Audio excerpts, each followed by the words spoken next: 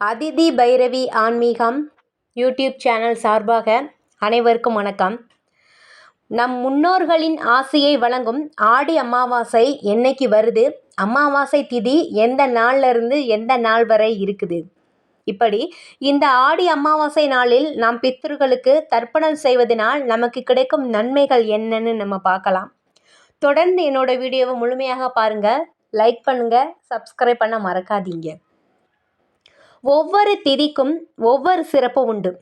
அதுலேயும் சூரியனும் சந்திரனும் ஒன்று சேரக்கூடிய அமாவாசை திதி ரொம்ப ரொம்ப முக்கியமானது. சூரிய பகவான் பித்ருக்காரகன்னும் சந்திர பகவான் மாத்ருக்காரகன்னு சொல்லப்படுது. இவங்க 2 பேருமே சேர்ந்து இருக்கக்கூடிய அமாவாசை நாளில் மரணமடைந்த பெற்றோர்களுக்கு தர்ப்பணம் செய்வது மிக மிக முக்கியமானது. அதிலும் ஆடி அமாவாசை, மாகழை அமாவாசை, தை அமாவாசை, இந்த மாதிரி அமாவாசையில் வழிபாடு செய்வது ரொம்ப ரொம்ப சிறப்பானது. மனிதராக பிறந்த ஒவ்வொருவருக்கும் தேவக்கடன், பித்ரு கடன் இதெல்லாமே நாம் கடைபிடிப்பது ரொம்ப முக்கியம். பித்ரு கடனை அடைக்காவிட்டால் பித்ரு தோஷம் உண்டாகும். நம்மில் பலரும் எனக்கு தர்ப்பணம் செய்ய நேரமில்லை, அதனால் நான் அன்னதானம் செய்கிறேன் அப்படின்னு சொல்லுவாங்க. அன்னதானம் செய்வது பெரிய விஷயம் கிடையாது, பெரிய புண்ணியமுமே கிடையாது. அன்னதானம் செய்ததுனால என்னதான் நமக்கு நேரம் இல்லைனாலும் அன்றைய நாளில் ஆடி அமாவாசை என்று நாம் தர்ப்பணம் செய்து அன்னதானம் செய்ய வேண்டும். கட்டாயமாக தர்ப்பணம் செய்ய வேண்டும். எள் சேர்த்த நீரை பித்ருகளுக்காக விட வேண்டும். அப்பதான் அவர்களுடைய ஆன்மா சாந்தி அடையும்.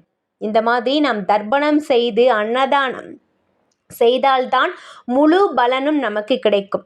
குறைந்தது 5 பேருக்காவது நாம் சாப்பாடு போட வேண்டும். இல்லைன்னா சாப்பாடு நீங்கள் பார்சலாக கூட நீங்கள் வாங்கி கொடுக்கலாம். இந்த மாதிரி நாம் ஆடி அமாவாசை நாளில் அவங்களோட ஆசை நமக்கு கிடைக்கணும்னா நாம் கண்டிப்பாக தர்ப்பணம் செய்ய வேண்டும். பித்ருலோகத்தில் உள்ள தேவர்களின் ஆசையும் நமக்கு சேர்ந்து கிடைக்கும் இந்த மாதிரி நம்ம பண்ணுறதுனால. ஒரு சமயம் சிவபெருமானின் திருவடியை கண்டதாக வராகம் பன்றி அவதாரம் எடுத்தார் மகாவிஷ்ணு. அவர் வராக தோற்றத்தில் பூமியை குடைந்து சென்றபோது அவரது உடம்பில் இருந்து வியர்வை துளிகள் அரும்பியது.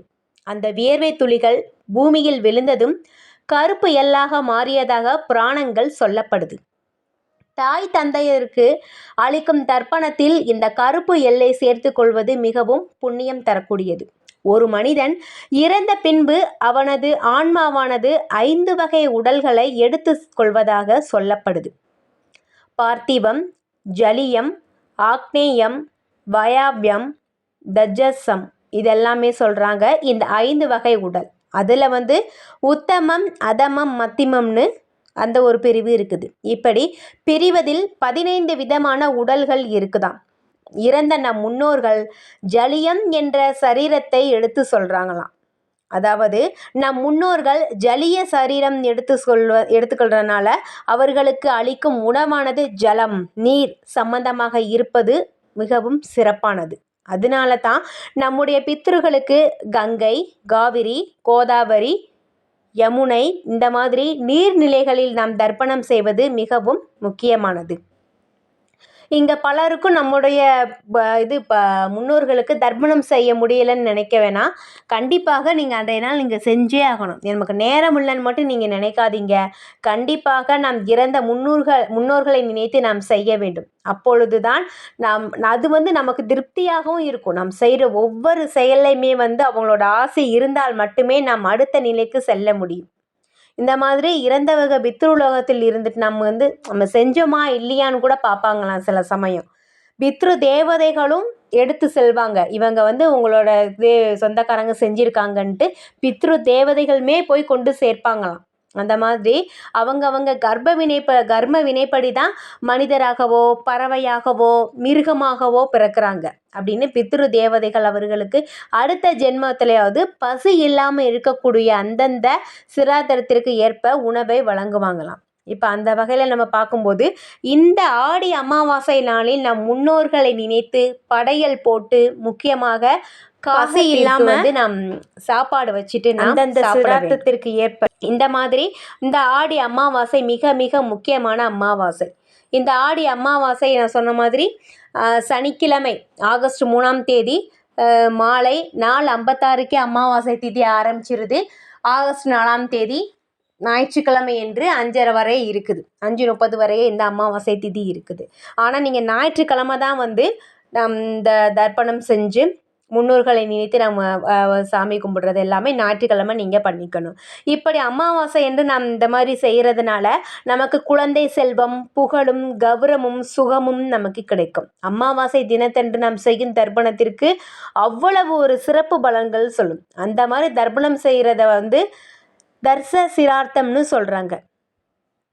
தந்தை இல்லாதவர்கள் மட்டுமே தில தர்ப்பணம் செய்ய வேண்டும் அப்படின்னு சொல்கிறாங்க. இப்போ தர்ப்பணம் செய்யும் இந்த மாதிரி இருக்கிறவங்க கட்டாயமாக நீராட வேண்டும். நீராடினதுக்கப்புறம் நல்லா சுத்தமான உடை அணிந்துக்கணும். அதுக்கப்புறம் தர்ப்பணத்திற்கு கட்டாயம் கருப்பு எள்ளு, தர்ப்பை புல்லும் அவசியம். தெற்கு திசை யமனுக்குரிய திசை. முன்னோர்களுக்கு சம்பந்தமாக கர்மா எது செய்கிறனாலும் தெற்கு திசை நோக்கி தான் நாம் செய்ய வேண்டும்.